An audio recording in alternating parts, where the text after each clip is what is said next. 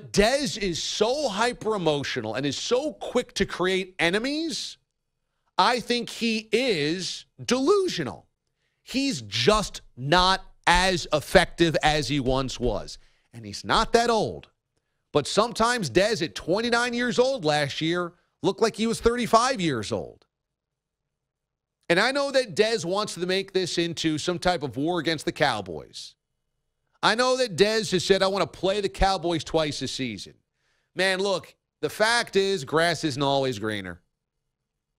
Dez just isn't that good anymore. He wants to get paid like a number one wide receiver and just frankly isn't a number one wide receiver anymore. He's not a top 15 wide receiver in the NFL anymore. And he wants to be paid like that. Look, he can go somewhere and be a number two, and that's fine. But the Cowboys probably would have allowed him to be a number two as well at number two prices as long as number two was okay for Dez. And it just is not usually.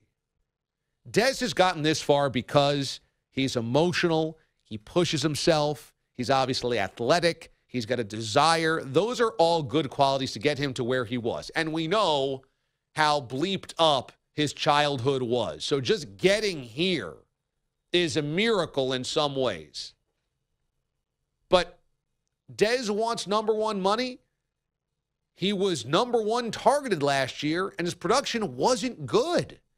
But if Dez thinks he's walking out that door and getting more than 132 targets at 30 years old, I got another thing coming for you, Dez. You're living in a delusional la-la land. I don't blame the Cowboys at all for this. I think this is the right move. If he was willing to take a lot less money to be a number two, fine. A lot less money to be a number one, but get paid like a two, fine. You can't pay him $15 million a year anymore and have him griping that he's not getting enough chances with more than 130 targets. It doesn't make any sense.